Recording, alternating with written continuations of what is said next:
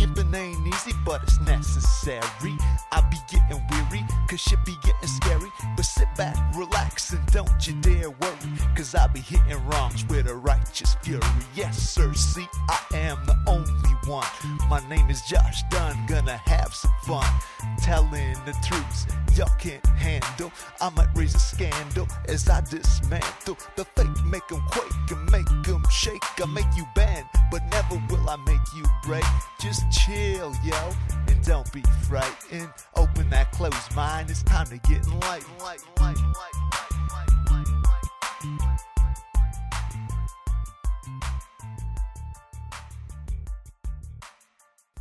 Welcome everyone to Gimping Ain't Easy Cause It Ain't, episode number 20. That's right, our child has turned 20 years old now, and probably has felt so long since we've done an episode. This is my second one since I had a nervous breakdown, which I never really talked about in number 19, so here it is. I had a fucking nervous breakdown. Alright. I'm flattened out sometimes, and but nonetheless, I think there's a lot of crazy spiritual energy going around, a lot of chaos, so I'd ask everybody to just be kind and gentle with each other, and we'll get through this together, and we'll create the world that we want to live in, the one that's better for everybody. At least I hope so. Folks, I'm here with another ex-comedian, I like to say. He's laughing at your segue, and I'm crying. Continue. Yeah. I'm crying. Laugh at my tears. We're such cold and bitter people, but he's a man after my own heart. He's now a novelist. Ladies and gentlemen, it's Ben Mills. How you doing, Ben? Thanks, Josh. I'm doing great. And I was just laughing at the segue where how could you just say we all just need to be great to everybody, and then what credits I could have that could possibly weigh up against that. Like, this guy likes to write. He's my friend. So that was what I was chuckling at. Yeah, this guy once blew off. I saw on his Facebook a JFL showcase to go see a Ween concert. That is accurate. Yeah, it was a mediocre concert, but I stand by my decision. Yeah, there was one Ween concert in Vancouver where I think they broke up, but I wasn't at that one, unfortunately. But yeah, thank you, Josh, so much for your kind introduction. I'm working on a novel. I don't have it completed yet, so now hopefully that this being recorded and put out into the internet ether will make it so I am forced to complete it. So I appreciate that extra pressure to do so, but I will. This, right before we get into it, I have to say I did violate one rule I usually do of podcasts because you're my friends. I usually try to listen to them first, just in case, because I don't know if you're sponsored by like white supremacy or anything, but I trust that you're not Josh Dunn, my friend. I'm not that I know of. God help us. Yeah, I feel that you're all good. So, I'm just excited to have a conversation. That's a level of trust that I have with you, Josh Dunn. I don't heil anybody. Yeah. Well, is this interview format? Because I'm hijacking it. Do you have questions for me? Oh, it's totally interview format, but I'm loose, baby. I'm loose. Tell me what your novel's about. Well, currently, it's still in the stages of. It could possibly change. I've started and stopped it about 3 times, but it's. I used to work in restaurants, and it's around. I'm using it as a platform to just put some of my own personal experiences from working in restaurants into it, and it's surrounded around this small town in British Columbia that's fictional, and I'm from BC, and there's a tourist trap called the Bastion. And which is this fort from fur trader times, which is a real thing from my hometown of Nanaimo, but this is a fictional town that also has it. And then it's going to fall in the water because the soil is eroded. And so the federal government is going to move it, and then the townsfolk don't want it to be moved because their tourist industry revolves around it. So it's from the perspective of one guy that owns a restaurant. And hopefully it's good, or is even in the same follows the same plot by the time I'm done, so this podcast makes sense. Do you identify with the restaurateur? No, I tried to. Well, I guess that's not fair. I don't see I haven't purposely put myself into the protagonist. So, but I guess I would have to relate somewhat to any character that I created in order to think about the things that they would say. But he's not a great person, and is more based on an amalgamation of people I actually worked for. And but then it's as a protagonist, he's gonna change over the course of the book and hopefully become good. So you're hoping like your ex bosses maybe can see the light someday and. Yeah, you know what? I think that so much time has passed. Like the first restaurant I worked at was in the year 2000. Is that like, a lot of these people have probably changed and grown in far better ways than the character of my book did. So I'm almost capturing just like a brief moment in history of my past. Right. But there's weird common things that happen in restaurants, especially family-run restaurants. Like, there'll be quite often the owner's dad will be this old guy that fixes things. I've seen that like 4 different times working in restaurants. For whatever reason, that's the maintenance guy. Is just like a 75-year-old man that just happens to be the father of the restaurateur. But yeah, there's lots of weirdness about there's lots of division of gender in restaurants still, and weird power dynamics like that. And people get paid in cash. And it's still, you go into places where you get pancakes in the morning. There's all these weird social constructs around them that are more bizarre than you'd assume for a Denny's. Right. But they're back there. Yeah. Yeah, the politics of sexism, I guess, don't leave the rest. Do you think maybe they're worse because the general public doesn't see them, or? It's hard to say worse or better because of my limited experience at working in places. But there is this bizarre thing in certain, like I worked in these kind of clubby restaurants in Vancouver. It's like a chain, and all of the servers are women, and they're of a certain age, and they're people would probably consider them all between a certain bracket of physical attractiveness, and they all made the most money. They were the frontline staff, but no one respected them. The rest of the managers and bartenders and stuff were all men who talked down to them and treated them as like kind of pieces of meat, as the cliche would be. But at the same time, they also made by far the most money of anybody there. It's a really bizarre world that, at least it was. I don't know if it's still the same way now, but like early 2000s, that those sort of things still happened.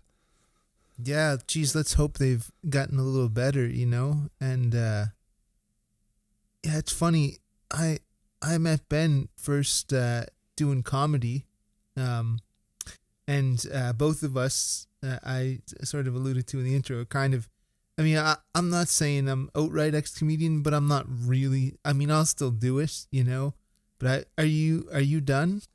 Well, that's a good question. People have asked me that, but it doesn't, like, anything that you don't need to like get a license for, you never have to declare yourself as done. That's right. That's the way I look at it. Yeah, like that's what comedians themselves make a big deal about grandstanding, whether they're going to continue doing it or not, regardless of the fact that there's hundreds of other people that will just take their place, and within a matter of years, people will forget that you ever existed. Yep. But the moment I felt like doing it again, I just could. It's just remarkably easy. I could impulsively decide to do it like halfway through a meal if there was an open mic. I'm like, I'm going to do comedy again. But I don't put the time into the craft anymore. And I think for a lot of people, you get good. It takes a long time to get good, and you get good to a certain point. And then you want to, through the time in your life, you have less time in your life to dedicate to those things. And so you're forced to either decide to do it in sort of a reduced capacity to what you did it before, or not do it at all. Right. And it's something that I just kept I want part of what was enjoyable for me was to try to always get better and try to get better. And then once I'm like, there's no way I'm going to get better without also sacrificing these other things that I now do with my life that I want to give time to. Including just making more time for like friends, and like rather than sitting in your room and writing jokes by yourself. Now you'll sit in a room and write a novel by yourself. Yeah, absolutely. But yeah. Does that writing the novel though enable you some more time? Yeah, it's because I don't have to. I can do it whenever I want. Whereas a stand-up comedy, you're always having to go to shows. Yeah, you're on you have to work your life around these shows. So I can. Well, I'm here. I'm visiting Halifax for 2 weeks. I've written down a few rough notes, but I generally was planning on putting my novel down, and I can make up the time that I would have spent on it in those 2 weeks by just really furiously dedicating a few days to it, and it's impossible to do that with a performing art.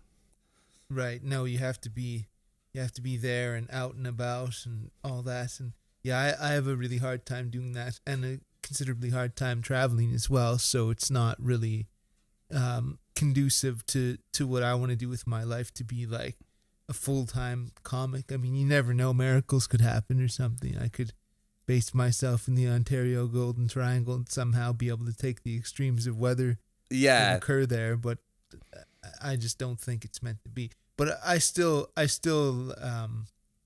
love it. Like I did stand up. I had a Eastlink TV showcase a while ago. Oh, nice. And then I did like a show in October where I did stand up as well as some poems, right? So I still like it. It's not that, and it's not anything personal against anybody. Yeah. Although in Canada, we have we were talking about, you're fooling yourself because of mobility to travel around. I think everybody is fooling themselves that they're going to be able to make a living as a stand-up comedian alone in Canada. We have the population of Tokyo spread across this land the size of Siberia, basically. Like it's just not a viable career just for a Canadian if you want to stay in Canada.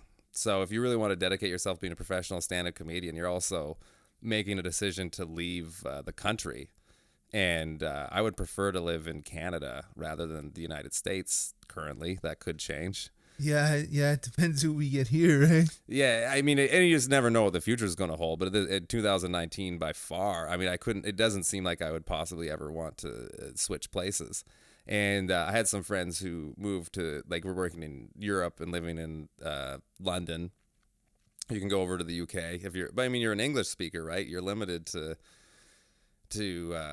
who understands your words. Like stand-up comedy is very specific and limited in that regard. Do you miss it? No. Yeah. Yeah, but I probably maybe no I didn't, because I was gonna say maybe at first, but it was it wasn't like I made a conscious effort to stop. I just started to get interested in other things.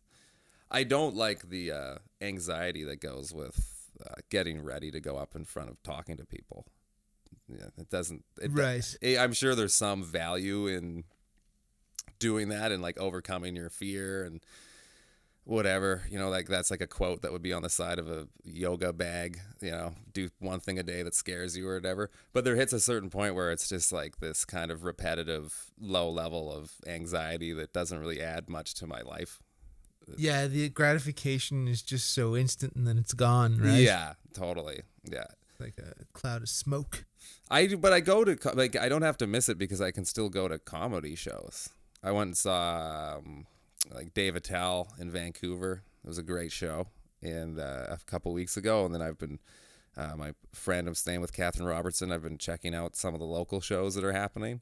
So I don't have to not enjoy it just because I'm not performing it anymore. Yeah, that's right. That's a good way to look at it. Matter of fact, I'm thinking that I should probably get to Gus's or something sometime soon, because that's walking distance from my place. Yeah. So yeah, I should get there. Also, Gus's is amazing. Gus's pub is one of my favorite bar venues in Canada. It's people who live here take it so for granted, but it's so cool. Yeah.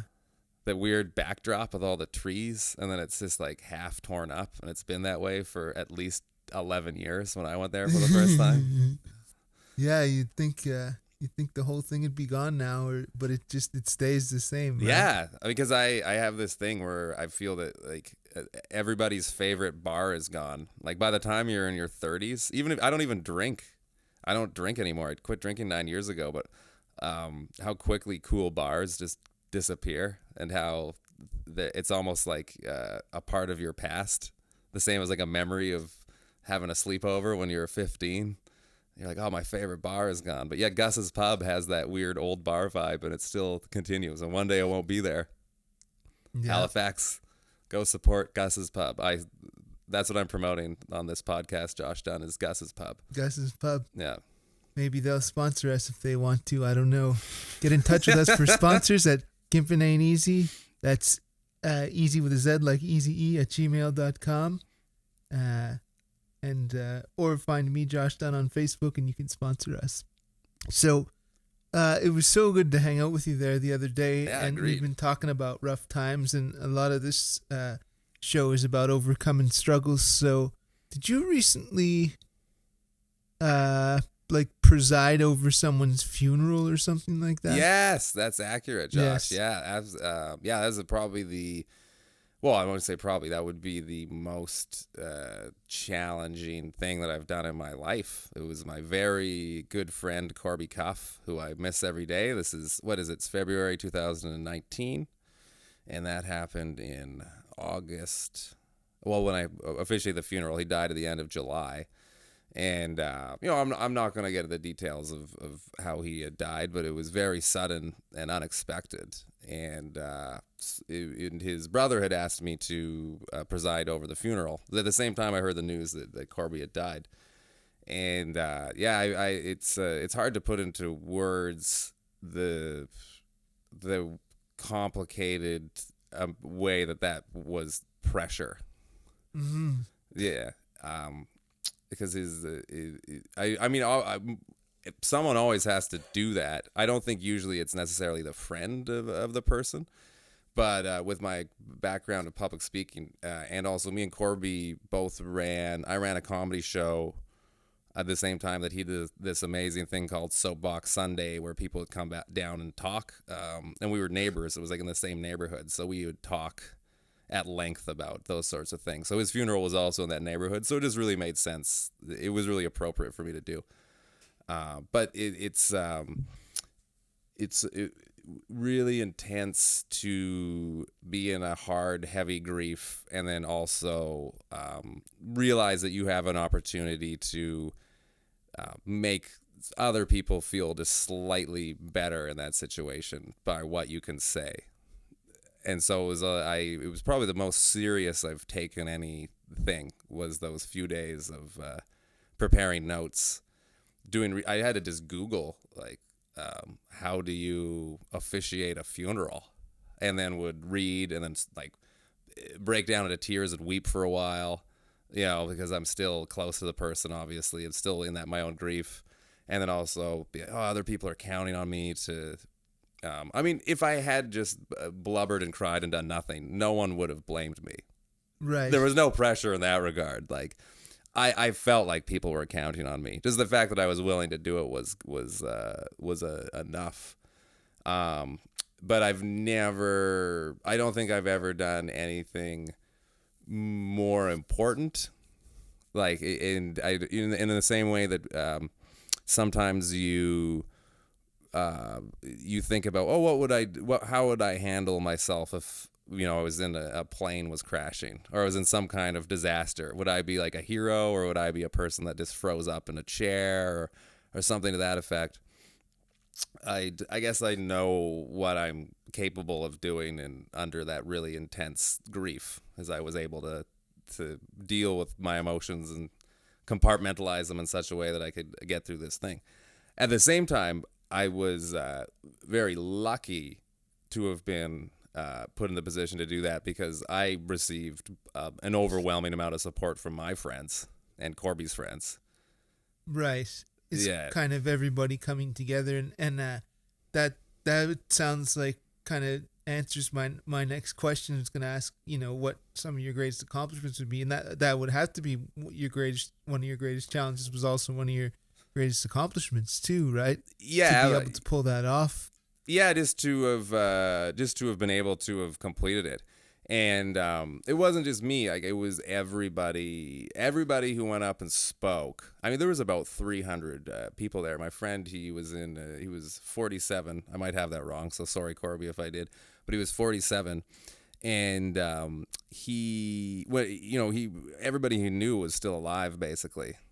So and that's what, when someone dies young, the funeral is very different than when it was, say, my 96-year-old grandfather. I might have got that wrong too. 96-year-old grandfather passed away. I mean, he didn't have peers anymore. He had made it to the end. You Right. know?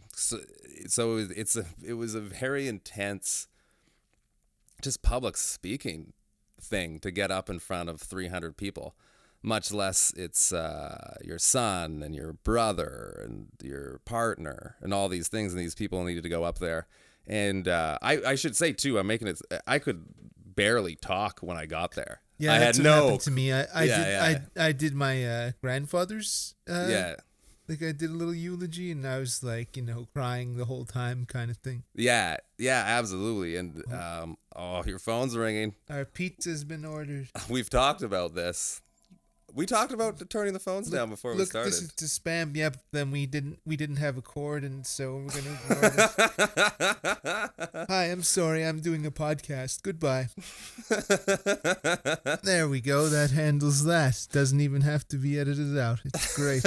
I like it. I just roll with the punches, baby. That was like a perfect time to. My friend Corby would have loved that our conversation around my grief about his death was interrupted by a spam phone caller. That had you known Corby, he would have appreciated that immensely. So you very much so must leave that in. Yeah. I did kind of lose my train of thought, though. I'm sure it was profound. Whatever I was about to say was going to blow your mind. I just mentioned about breaking down at my grandfather's own Right. thing. Yeah. Yeah, it was weird to be just so overwhelmed with emotion, and then seeing people come in and see them being overwhelmed with emotion, and there was no not doing it though. It was different. When you stand up and you're very like, oh, what do I do? Like you're kind of at least I'm not speaking for everybody, but I'll just in a moment question every life decision I made up from that point to put myself willingly in the position to be like nervous. But, I knew I had to do it. There was nobody else that would have been more appropriate to do it. And I had to do it. And then something sort of clicked where my stand-up, the years of hosting and running stand-up comedy shows clicked in, these instincts where I'm like, hey, Ben, no one is worried about what you have to say. Your whole job here is just to make it comfortable for all these other people to get up here. Right. And once I realized that, then I just kind of went to work. Yeah. Weird. Like I just clicked into this autopilot of, hundreds of stand-up comedy shows I've hosted, and just, making sure that people knew what time they were going to go up and making them feel comfortable. And then it was at the Wise Hall, and there was a stairwell that to get up to the stage is like very steep. It's on a side stage, and then it's a nice venue. And a big stage, and then when I walked up it at first, I actually had to just walk up to say, hey, it's going to start in 10 minutes, get in your seat. And then I had to walk up a second time and get started. I was like, man, this is a lonely walk, walking up those steps to no one, just to an empty stage, to a podium with all these emotions was lonely. So I just made this conscious decision in the moment that I'm going to make sure that no one else has to walk up by themselves. So I would, even though I feel like it probably looked kind of dumb, I would always jog up. Like, when you do a stand-up show, the person would always like make sure to introduce the next person and whatnot. I would jog up and be like, okay, here comes, Josh Dunn. This is a cousin or whatnot.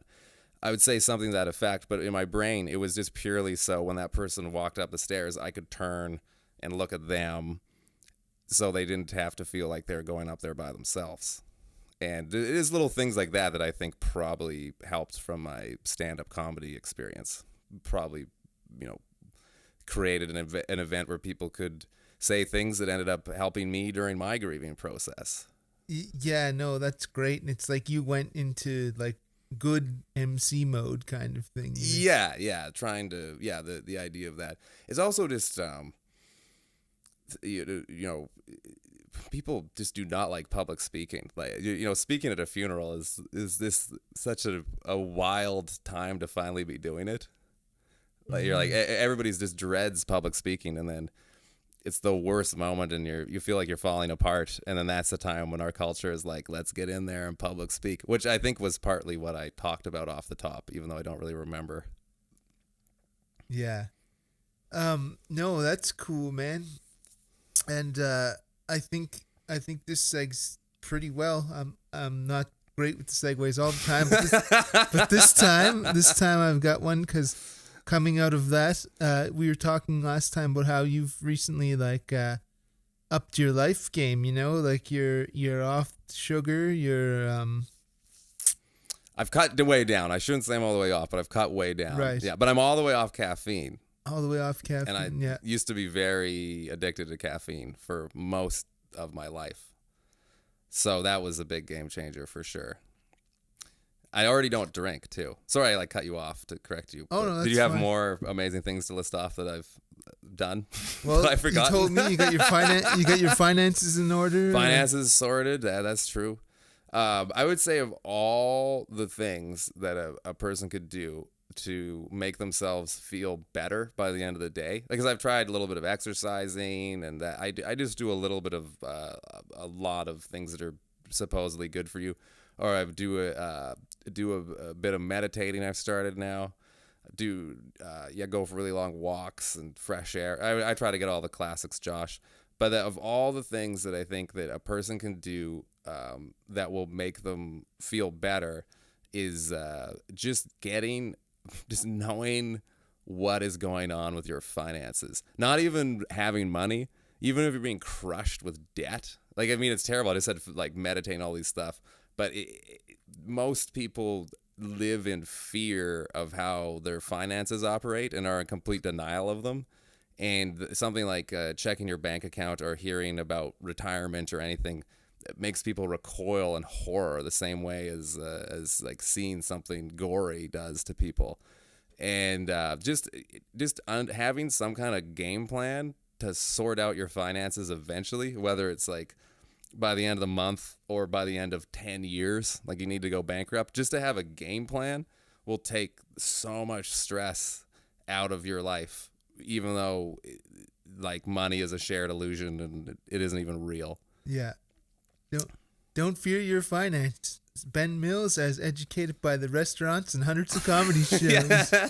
No, it comes from, it's not your fault. Like people I'll say something like, you can't, an RSP isn't something you invest into. It's a tax shelter.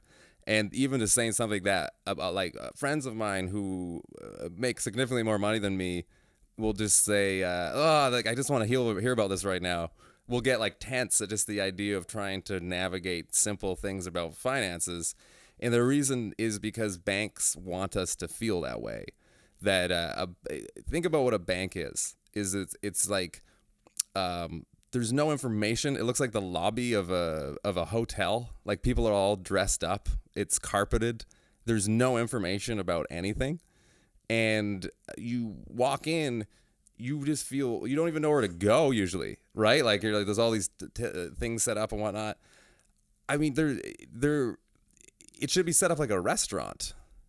Like you should go in and it should be very clear. It is finances as learned by the restaurant. Yeah, it is. Like it should be set up like where you get a menu. And I'm stealing this from, I heard a podcast, 99% Invisible does a podcast, an early one about this. This is much better, where they just point out you don't even get a menu for the options of things that you can do at a bank. And the whole idea is to try to convince you that you're not capable of handling your own finances because they're very complicated. They're not. Like you want to have interest. You want your money to be making interest. You don't want to have debt. Right. I mean, that's basically it. Interest is good debt. It's like debt in reverse. It's your money making money. It's passive income. And that's the banks are look at ads for banks, and they're all focusing in on insecurities about how you can't handle your own finances. And they just show people like people who are 55 who look retired that are throwing grapes in the air and smiling or whatever. Yeah, they're like, if you let us take care of you, then you could be that person or whatnot. But you don't want to pay money to a financial planner or anything. You'd really just want to sort of make sure that you save more than you spend and put it into something that gets more interest than a savings account. That is all you really need to know about finances. Ben Mills, folks, he's interested in interest. Yeah. You should go to CanadianCouchPotato.com, I think it's called. And I don't know the name of the gentleman who runs it, but it's specifically for Canadians, and it's about just great blogs that'll get your fear of finances away. And I was that person. Like I would get money. I'm 37 now. I didn't start saving money, I think, until I was 32, like paycheck to paycheck all the time. And I didn't get a better job. Well, eventually I did. But really at first, when I tried to get myself out of small-time debt, I was lucky I didn't have big-time debt. I just had to change the way that I lived my life. Like investing money is just about changing the way you spend your money when you get paid and then having some left over. It really has very little to do with what you do with it after.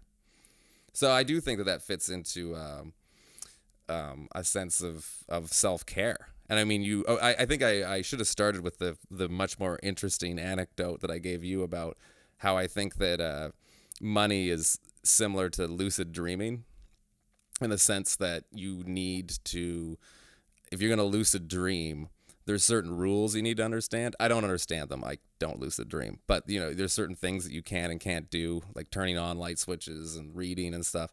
And you need to understand these things to be able to gain dominion over your dreams. Now, your dream world isn't the real world. It's a big illusion. But when you're within it, it's kind of fun to play around with it, right? And that's what money is. Like, it's not a real thing. It's this construct. But we're forced to live in a world where it matters.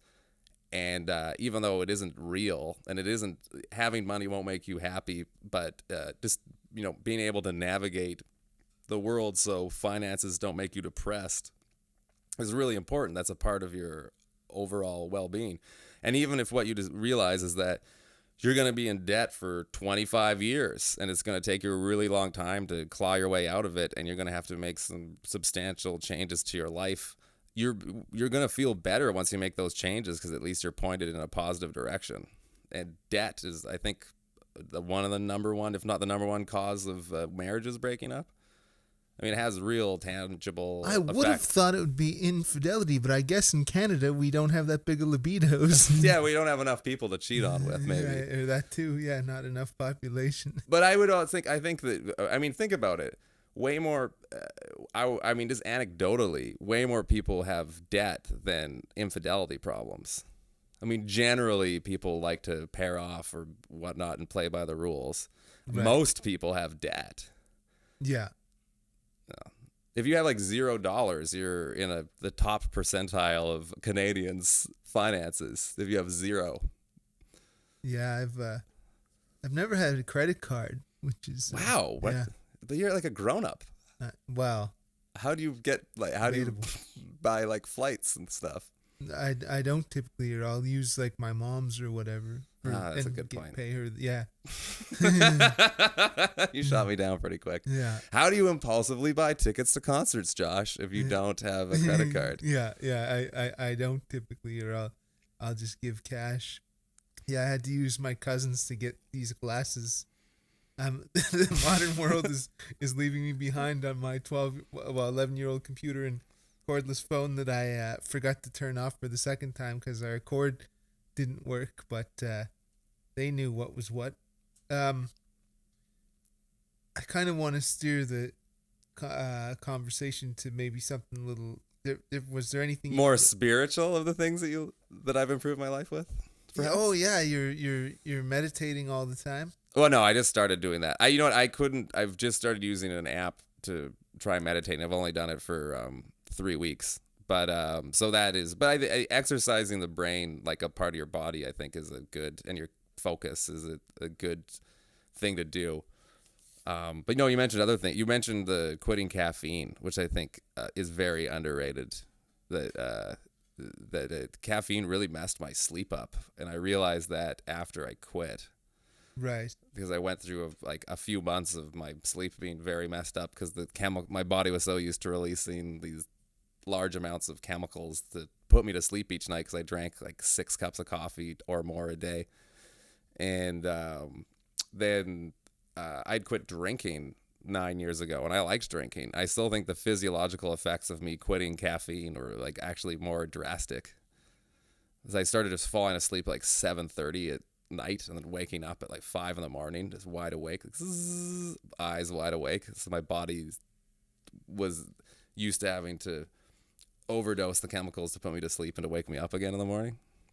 Yeah, that's crazy. And then my body has to produce those chemicals somehow. So you got to think that that's probably would have been a drain on my vitamins and all these. It was just been an extra strain on my life. Now that energy can be devoted to just other things in my body. Do you eat well, or like what do you eat usually? I was, yeah, eating well is always subjective, but I'm eating a lot of vegetables these days. So I started just to be cheap because I'm not working right now, eating a lot of potatoes. And now, I think I might have been low on iron because Right. someone told me that if you're low on iron, you get cold. I felt like very cold in the winter, and then I started eating tons of potatoes, and I seem to be able to manage the cold better. It's a total correlation, so that might not be true. I find I'm sensitive to potatoes. They make me too hot. Too hot potatoes? like potato, yeah. a hot potato? I thought you meant they might like turn you on. Oh yeah. Well, that's between me and the potato. I love maritime potato culture. Yeah. The embracing of the potato in the Maritimes is great. Just in general, there was women. I was at this basketball game I want to call it the Metro Center. It's called something else now in Halifax.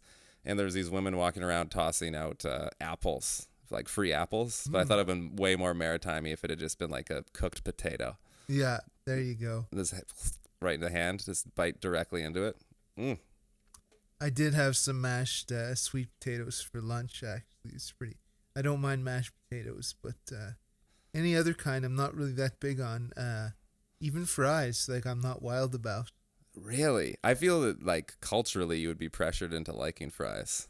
I like those thin ones that Carlton does. Okay. I don't know if you've had like frites or whatever. Yeah. I like frites, but yeah, I like mashed and frites, and that's about it. Otherwise, I'd rather not eat them. You know, this is something in Halifax. This is really gonna grip the listeners of this. That in here, if you get a sweet potato, say orange, that's what in Vancouver they would call a yam, and then a sweet potato is a different kind of potato. It's like this yellowish potato that looks like a yam, that's a little bit sweeter. Right. When I came here and went to buy potatoes, because I'm not lying. Sometimes people come on a podcast and they exaggerate. I was potato shopping and realized that I go out and pick up a sweet potato and it's what I would think is a yam. And I want answers. I just realized this like a few days ago. Do you just not know about this other potato here in the Maritimes? Is like big potato keeping them down? The Cavendish potato people are keeping you from experiencing this third kind of potato that's even sweeter?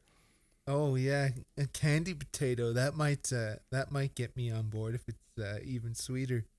Yeah. Oh yeah. I'll mail you one. Yeah, the candy potato.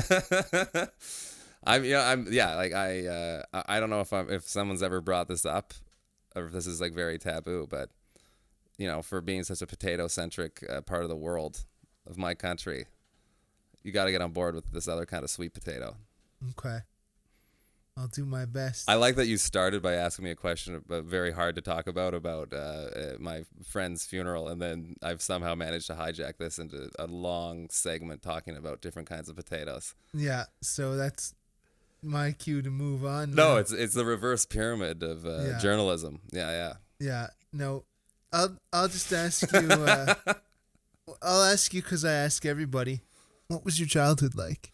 Oh, that's a good question. I had a really great childhood. My parents loved me and supported me. I barely remember it, which I think is what I've heard is the case. Like I grew up in a nice house in a nice part of town, and my parents supported me in anything that I did, including just ridiculous things. Like I raced go-karts for a period of time. We weren't like wow. We weren't really like wealthy, but we were obviously had enough money that I could race go-karts. My dad was a mechanic, or unofficially a mechanic. He was a welder, and so he could it was just like me and him. We were at the bottom rung of we had no money compared to other people who had go-karts, but of course I had one. I feel like I had a pretty spoiled upbringing in that regard. The only thing that was challenging about me being a kid is that I was just very small. and I hit like puberty late. I got this big growth spurt when I was 15 or 16. But that's not even worth complaining about. No, you made it through. Right? Yeah. You're not. You didn't go through reverse puberty yet. So. No, yeah, it was fine. I had no like health issues and no major conflicts or tragedies as a child, and supporting loving parents who I still visit all the time. Yeah. Oh, that's wonderful. Maybe not as much as my mom might have heard me say that. She's like, I wouldn't say all the time, but I try to. Yeah. You could visit me some more. Yeah. I don't know what kind of impression that was supposed to be. I hope your mother doesn't sound like. No, it wasn't. She hears this, yeah. But I'm just curious. What kind of answers? I guess it's across the board, right? Like for childhoods. Yeah. Is it really? I don't feel like mine is that uncommon for Canada, though. I think, I wouldn't say like super uncommon, but I wouldn't say super common either. Like, cause your parents are still together, right? Yeah, that is the thing. That's the like that's kind of uncommon, and to have your worst trauma be a late puberty, like yeah, absolutely. I don't even think that's a trauma. Well, exactly, yeah, right? Yeah. So that's why I just kind of run. Like I think that's actually might be an advantage long term. Is if you hit as a man, I think that it was to my benefit that I was kind of held back turning into a man at first, because it gave me some perspective, like watching my friends turn into these hormone ravaged monsters, and it gave me a chance to like interact with girls who had turned into women before I turned into a man. And I think that might have helped me develop a more healthy attitude towards everything. That's interesting. I like it. Yeah, so like the late puberty let you appreciate and respect people as human beings more, perhaps. Yeah, absolutely. And then also seeing my peers going through that first, and then being able to be like, okay, having a bit of a heads up. This is what happened. Not to do. Yeah. Or or feeling much less about, isn't this so weird what I'm going through or something? Because I've already like had my friends go through it. But I think it also helped me develop like platonic relationships with women later in life that I went through most of high school not caring about them sexually, right? Yeah. So I think it probably helps in the long term for me to have a more balanced group of friends. Yeah, totally. Anything you'd like to add to this? Like to add? Oh, I don't know. You asked some really good questions. I'm glad we're doing this. I haven't done a podcast in a long time, so yeah. I was. I guess I would say I'll turn around and ask you a question. I'll try to think of a good question to ask you. But I guess what is the biggest thing that you're trying to get out of having this podcast? That's a really good question. You throw it on me like that. I just I just want to do a cool show that people are interested in, and ultimately, if they're interested, we're changing perceptions on things. Like, obviously this isn't a disability themed show. Not all of them are. Right. There's only and that's not. I'm not interested in doing a disability exclusive show, but just through talking about hardship generally and overcoming struggles and leading to better lives, like that's what it's about. And whatever small little piece I can do, who knows, maybe it's nothing I can do, but that's the attempt, right? Try to make things be a little better. I guess I skirted that, when you're saying talking about hardships. Right. Is I think I kind of skirted that question by just not having a bad childhood. But one thing that I think people like myself, especially men like myself, who don't, and I don't want to get all gendery too, right? I'm talking about it's something different. Like there's different sorts of genders, and we're figuring it out. But what I would call me growing up, what a person would be considered a man, is that there's if you don't have any conflict, you get into your like 20s and you're not happy and it doesn't make sense. because you've been like it doesn't, things have been going really well supposedly, and there's an emptiness there. Like there isn't a lot of a lot of pressure to pursue a lot of pressure to pursue or branch out when there isn't conflict in your life. Yeah, And if there's no struggle, there's nothing to get better. And how do you grow? yeah, and Right. I think there's a kind of existential creep that happens to people who grow up in the suburbs and have it like really easy. And I think you get into the 20s and you start doing like weird things to try to give more meaning to your life. And I think I see that a lot in like corporate culture, where I don't know if anybody listening to this is on LinkedIn, and just like the weird merger of self-actualization of people's jobs. The idea of like, this job is the most important thing to me. And then people start coming up with ridiculous goals, like climbing Mount Everest. I mean, I just don't feel like that many people are coming out of the inner city with the dream of climbing Mount Everest. It's the pursuit of someone with no actual conflict in their life. And yeah, that wasn't one of my goals. And I am from the inner city, so I think that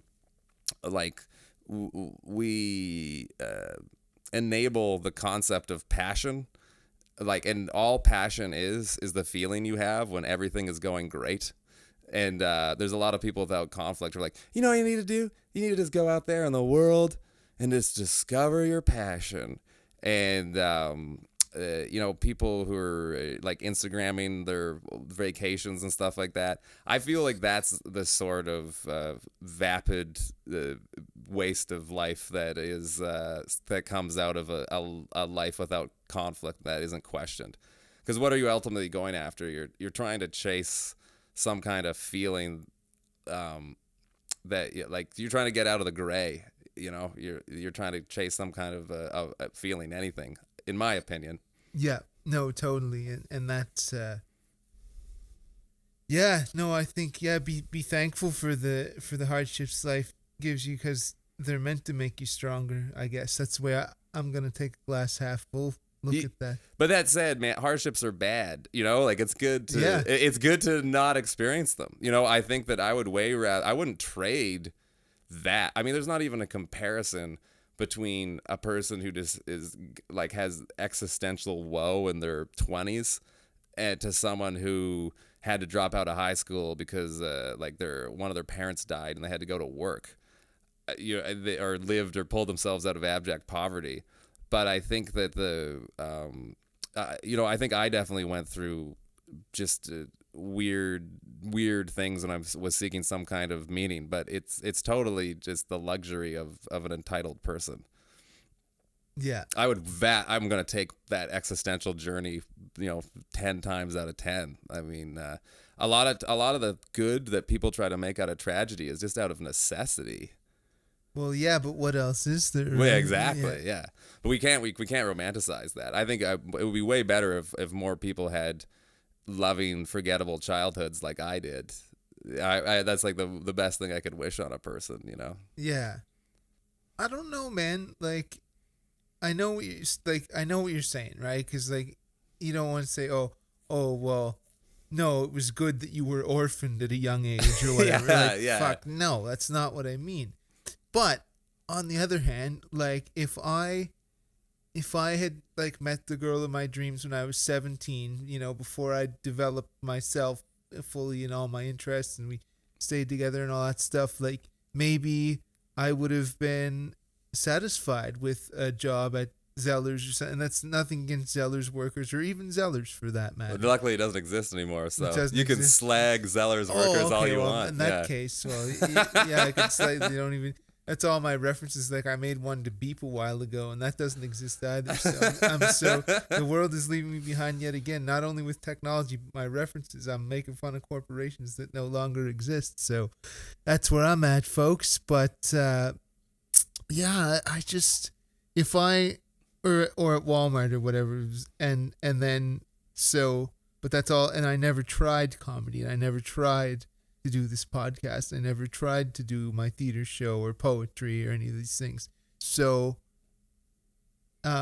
because all those things for me were a way to get over my hardships, right? Right. So that's the way And I know, and luckily, they haven't pushed me too far. I've been on the edge the last couple of months for sure, but like the show is called "I'm Still Here." So with that in mind, I'm gonna ask you what you think the meaning of life is. The meaning of life question. I knew you were going to ask this because you mentioned it before, but I tried not to think about it too much, because to give it a natural and a good answer. So, but I mean, I guess I could start with an evasive response, or I would need to, about just the nature of that question. I mean, that question implies immediately that there is a meaning to life, Right.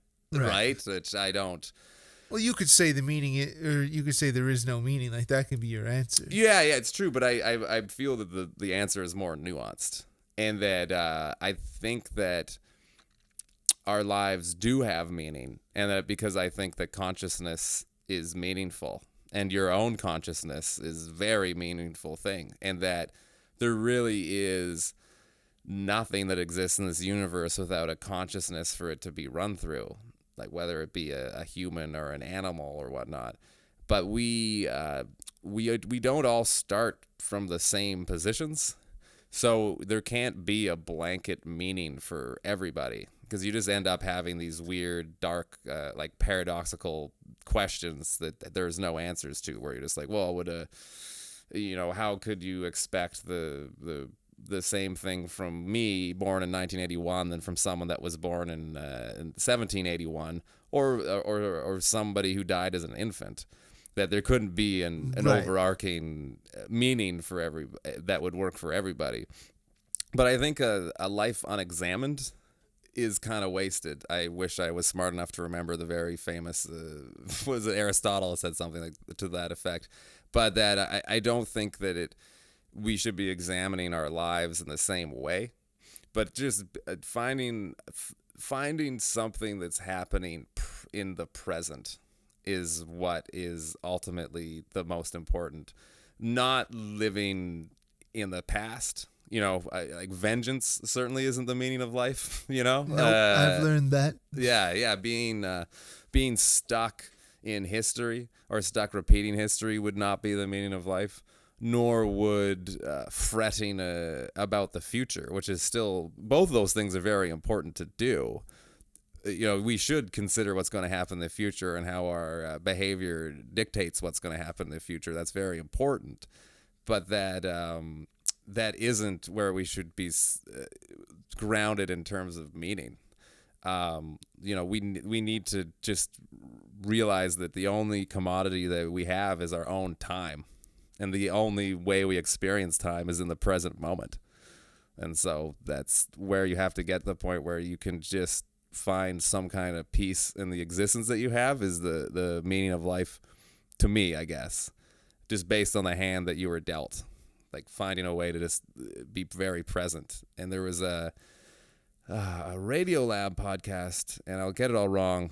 I believe it was an African country where there was a jail, and these gentlemen had been put into jail, and they weren't allowed to talk to each other, and they somehow developed a method of communicating by knocking, almost like Morse code, but they had developed it independent of Morse code, and I think they've been here for like 10 years, and then one of them was allowed to bring in a book, and I forget which book it was, but it was Russian literature. It was a very long book, and the other guy would just like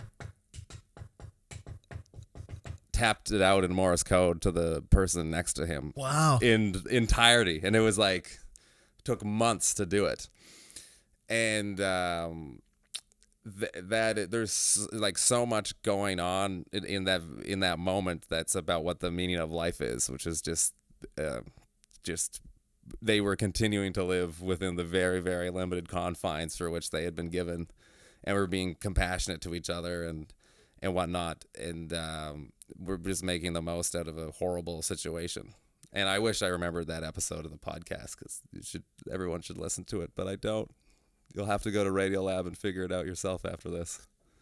Ben says the meaning of life is to go to Radiolab. No, yeah, listen to a different podcast. Listen to any podcast but this one. Thanks, Ben. What a ringing endorsement. I love it. No, I'm just going to recap real quick here. So I think what I take from that is that, you have to make the best of the cards that you're dealt and be as present as you absolutely can, folks. He's been Ben Mills. I've been Josh Dunn. And remember, like I tell you every time, look yourself in the mirror every day, especially when you're feeling low. You give yourself that Ric Flair, woo! And tell yourself, I am the greatest of all time. I know I am. Good afternoon, folks.